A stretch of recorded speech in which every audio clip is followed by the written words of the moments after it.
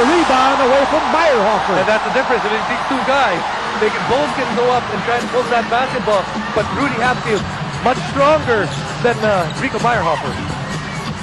Here's Menk against Aliado. He has always attacked Aliado's defense in this game, but he missed that time. Babaganan muna ng Bimig ang action dito. 2:42 remaining in the fourth. Roger Yap eyeball to eyeball with Kagiwa. 9 to shoot. Roger Yap, wait for the drop step. There you go. The shot, the miss. Roger Yap, second effort.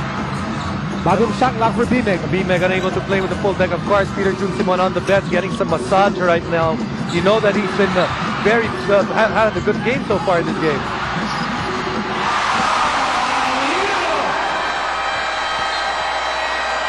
That's Don Aliado's job as a big man. He has that outside shot, a very dependable one as well.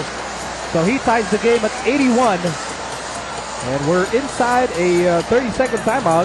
Brought to you by a handy pick from First Aid ng Bahay Mo, Bonds All, and Seals All. What a game so far, Miko. Huh? What a day. What a day. The sellout crowd that actually went here today, yung pumunta dito, kailangan sila pa magbayad ng sobra eh. Kasi sobra yung napanood nila eh. Masyadong masaya. Our first game earlier, Rain or Shine winning a thriller over Alaska, 80-79. Aranya with the winning free throws. I tell you, Tim Cone, he has some issues to deal with the aces. Rain or Shine on the up and up, getting that big win. And then in this game, biggest lead, only 8 points. 8 points left. We have a tie ball game at 81. Approaching the last 2 minutes of the fourth. Miller on the right side. Miller looking for Menk. He finds Menk against Meyerhofer. Tumulong si Aliado, and Menk was double teamed and he was fouled. And again, B-Meg Derby is having trouble with that pick and roll. Once they go for that pick and roll, they're unable to be able to get that cutter, which has been Eric Menk. So free throw is going to be key. We talked about it earlier.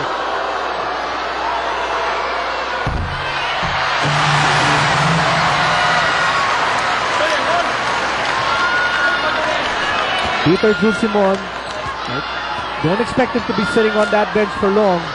He had 10 in the first. Felt silent in the second, but coming to life here in the second half. And then going 2 out of 2. Kaya lamang na muli ang Ginebra, 83-81.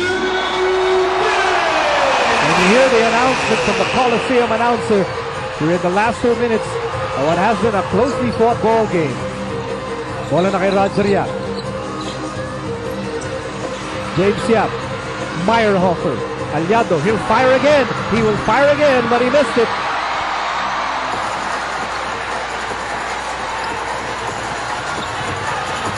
Pagiwa, Miller, Hatfield, Menk, and Tudit on the floor para sa Ginebra. B-Meg Derby Ace already in the penalty. 9 to shoot. Miller making his move. And an excellent pass para kay Menk and James Yap with no other recourse but to give up a foul. Again, screen roll on the wing. After they reach that screen roll, B-Meg Derby Ace unable to rotate. Big man of Barangay Ginebra has been open underneath the basket. Well, credit to Barangay Ginebra for finding that the open creases. Eric Menk so far 10 out of 12, but he's got to hit these 2 free throws. Oh, yung mga free throw ni Eric Menk, sakto lang. Just enough backspin para gumapang yung bola pa loob. So he struggled in the free throw line this conference, only 46%. That percentage will definitely spike up, going 11 of 13 in this game.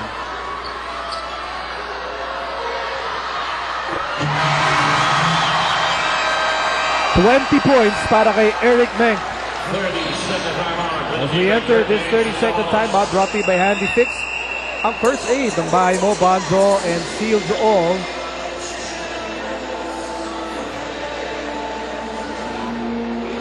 Conference high ball game para kay Menk. And now, 4 points ang kailangan burahin ng B-Meg. There's Menk. His most productive game of the season so far. Mark Kagiwa also playing big in the second half. Here's our Explode Energy Drink Animal sa Lakas play of the fourth quarter featuring Mark Kagiwa. The man with an animalistic haircut scoring on an animalistic shot. Animal sa Lakas. Mark Kagiwa with 18 points. Boy, sila ni Eric Meng ang naging 1-2 punch ng Ginebra in this ball game. Going old school itong Barangay Ginebra, ha? It's retro night. I don't know, uso yan. Now here we go. James Yap. Challenge by Meng. Tapik ng bola. Nakuha ni Llamados. New shot clock for BMEG Derby Ace. They're down by 4. James Yap on the move. And there's Llamados with a tip-in. Llamados having a couple of big baskets for his team. He had an open, or he had an outside shot earlier, and now a big tip-in for his team. Old school baka mo. Llamados with a double-double. 10 points, 10 rebounds. Ang uso, ha? Danny Siegel, Danny I, Olsen playing well. Speaking of old, birthday ni aking partner, to those who did not hear it, I am just an old soul. I am not old. and this is the shot right here. James Yap really trying to create something, but just couldn't get that extra roll. But Don Aliado finds it for him, and that lead cut down to 2 right now. Is that effort by James Yap? Kulang na sa konting buenas. No? Just that little push of luck to put it in, but Llamados is right there to take care of business. Kumbaga, itong si Ed Meng kanina, eksakto yung mga baskets niya. On the other hand, ito namang si James Yap, just a roll short to get his points in. Yan ang pauso ngayon ni JJ Helterbrand. Tawag po dyan yung mukhang bagong ligo. Oh, by the way, yung ating mga PBA fans na nanonood, as we look at Mr. Rene Pardo, yung mga members ng Subic Police, Richard Aginza and Mr. Calixto, yan, mga Ginebra fans. Kasama ng mga libo-libo na nanonood sa atin ngayong gabi. Pati sa mga BMEG fans na ano tawag dito, nangangarap na mabura ng BMEG itong 2-point deficit. And of course, Jolly E. Jolly Escobar in the house. PBA yan dati. Actually, he was a member of Pure Gold. That's right. 1 minute to go. And here's Miller. Miller to Meng. Meng. Oh, Hatfield. What a play! Same play over and over. Screen roll at the wing. After that screen roll, the big man is getting open, unable itong BMEG Derby Ace to have that proper rotation. You see it right here. Screen roll, they try to trap that screen roll. Easy slip on the part of Eric Meng. Someone has to commit. Help the helper, not there para sa BMEG Derby Ace. And Rudy Hatfield gets an easy basket. That is execution. This is also about experience. Miller, Meng, Hatfield. Boy, so many seasons between them. And they score 2 points. They connive for 2 points to push Ginebra ahead, 87-83. And we go inside a Handy Fix 30-second timeout. Brought to you by Handy Fix and First Aid ang bahay mo. Bonds all and seals all. 56.9 seconds remaining in the fourth. Options here for BMEG Derby Ace. First of all, this is a critical possession for them because they only have one more timeout after this. I expect the ball to go to either Peter Junsimon or James Yap. I don't think you have to be a rocket scientist to know that that's where they're going to. Roger Yap, I can do it. I can do it. Well, they had a touch for Roger or for Peter Junsimon. Peter Junsimon went back to the middle. Roger Yap decided to go for the basket. Just didn't happen for them. And here's Steele. Shot clock down to 8. Under 30 seconds remaining in the ball game. Apat ang lamang ng Ginebra. Here's Miller. Fires to Tubid. Tubid for 3. Go! And there's Kagiwa. No go! But the shot clock expires. The shot clock expires on Ginebra. So BMEG with 19.7 seconds remaining to try and erase a 4-point deficit. 87-83. And we're hanging on here.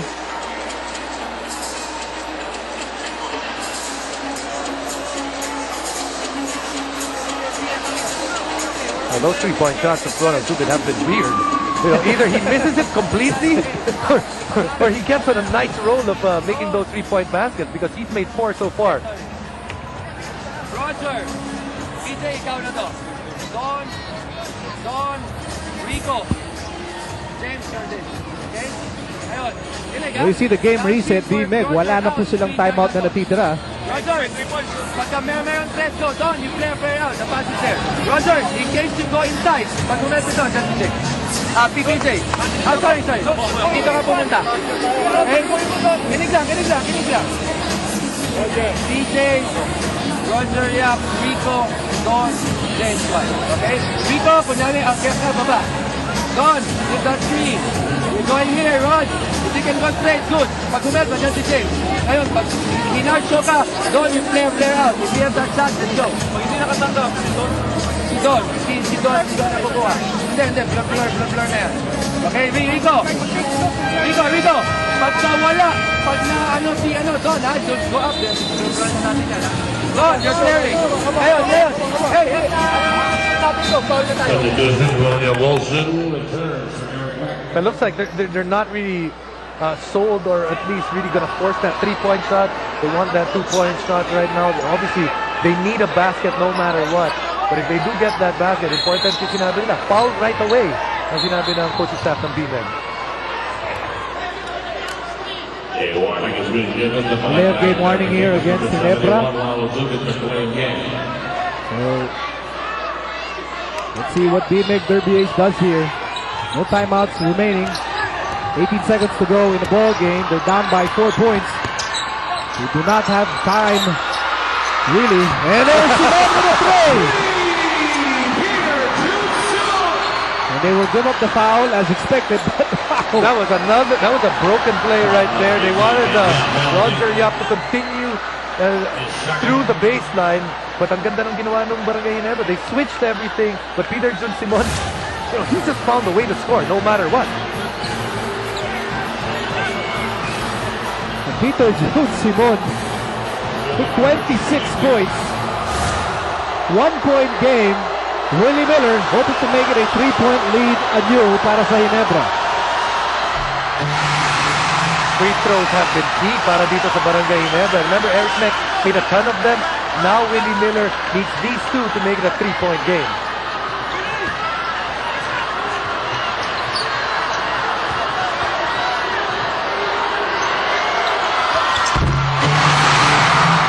Second free throw goes in. No timeouts para sa B-Meg. They're down by 3.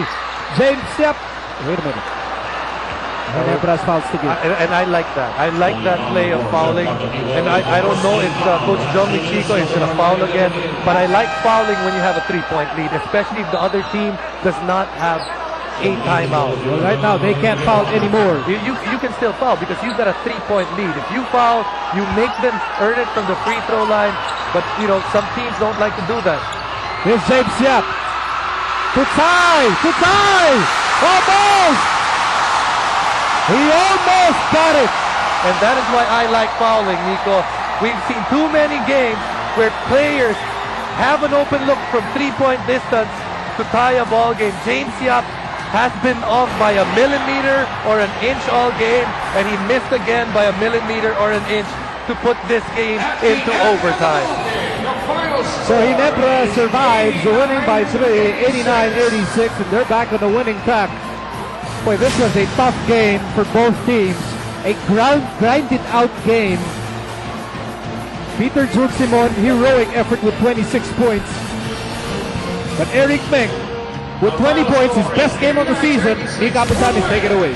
Thank you, Miko. Eric, they have not won against you, but this time they really made it harder. Yeah, they were tough. They were on a 5-game win streak, and they came out real physical and ready to play. So we're lucky to squeak out a win. But you gave us a great game. You now have a record of 8-2, and you were enjoying the second spot solo. Yeah, it's nice. It's nice to win. We had a really rough week, heartbreaking loss last week.